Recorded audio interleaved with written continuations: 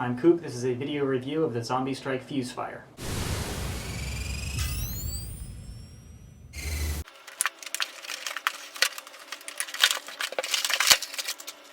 Included is the blaster itself and 5 vortex discs. Alrighty, I will start with the externals and cosmetics and then go over it firing in my opinion. Starting with the front, up here is an ammo holding center area. It's pretty nice. It holds the discs not too tight to actually damage the discs because you can dent this foam pretty easily, but not light enough to the back point where it comes out, so it's a very nice balance. If you are trying to get a middle dart out, or disc, sorry, it's kind of difficult to wedge your fingers in there, but just start from the bottom. There is this really nice indentation right here which lets you just like reach in. You really don't even have to look and it's very quick. I do like that disc holding design quite a lot. Nothing going on with the muzzle. You don't load from here in this blaster, you load from the back, which I'll get to. Up here is a tactical rail, so you can attach sights, iPhone mount, whatever you want. Even though that looks really busy in the body here, there's really nothing going on for the user to interact with. It's just cosmetic. Except over here, which is your on-off switch for the illumination. This blaster uses 3 AAA batteries for its illumination mech. Keep in mind, it's not battery powered. You don't need batteries for the basic operation and to fire the blaster. It's simply if you want the lights on.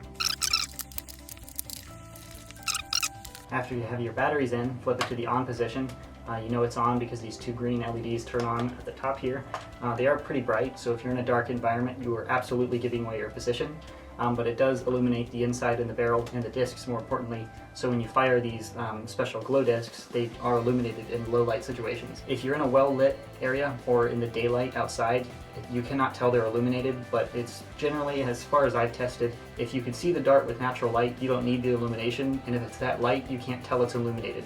So that's kind of a perfect balance. If it's dark enough to see the illumination, then you need to be able to see it because you can't see it with your naked eye. It would be cool to shoot like laser beam darts, very well illuminated, at like noon with the sun beaming everywhere, but that's a little unrealistic and that's definitely not the case for this blaster. Going back to the trigger is a single stage release, so it's a very straightforward trigger. However, they do have a locking mech, so if you prime the blaster and you do not have a disc, like I am empty right now, it will not let me pull the trigger to dry fire like it will with many other dart guns. That's because the internals, if you were able to dry fire this, you could break the gun over like 10, 15 dry fires. You could actually hurt the plastic internally, so that's why they prevent you from doing that.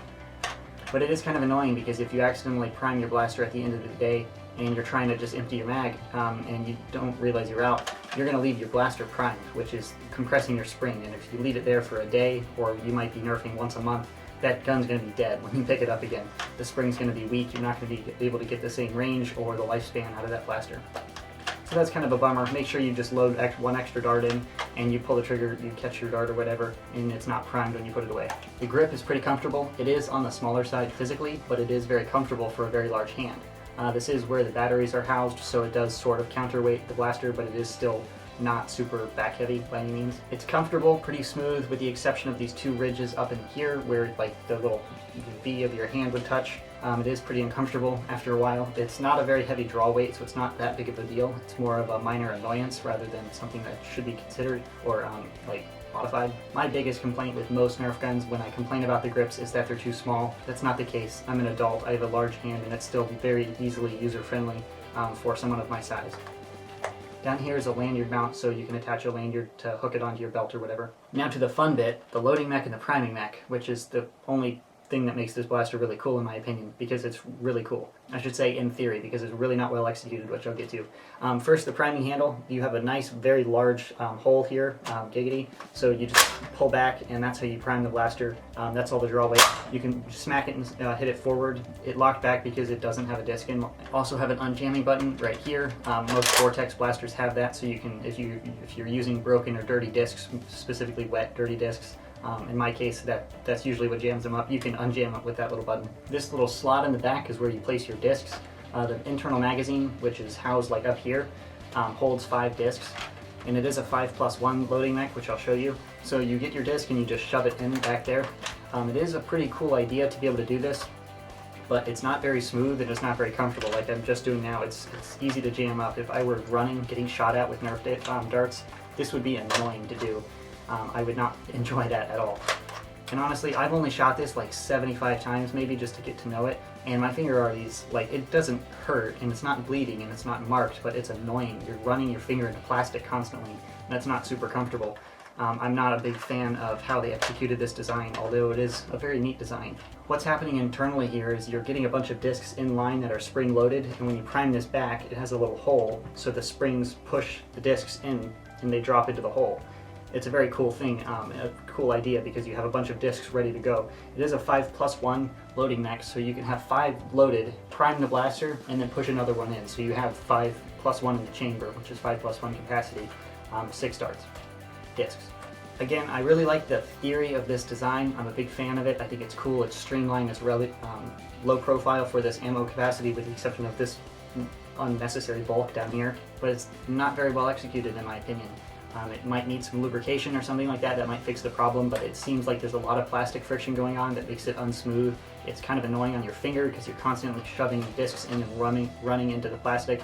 And the loading mech in general is not super smooth. But operation is pretty simple. I've already showed you how to load it. So to fire it, you pull it back and then push it forward, and now you have a disc chambered, assuming you loaded your magazine, and then you fire.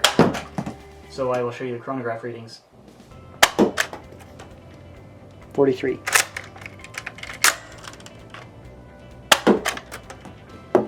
45.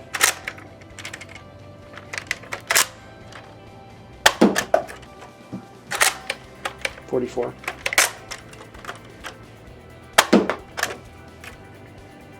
Keep in mind, you can't really compare shooting discs to shooting elite darts. Elite darts shoot much faster. Discs have the advantage of floating much better than elite darts, so the ranges are still comparable to other vortex blasters that shoot these discs. They're not going to be easily compared to elite darts, so I'm not even going to try. But make sure you don't look at those velocity readings and then look at your Maverick or whatever and you're like, what? My Maverick shoots harder than this? It's because it's a disc and a dart. It's very different. Show you some firing tests.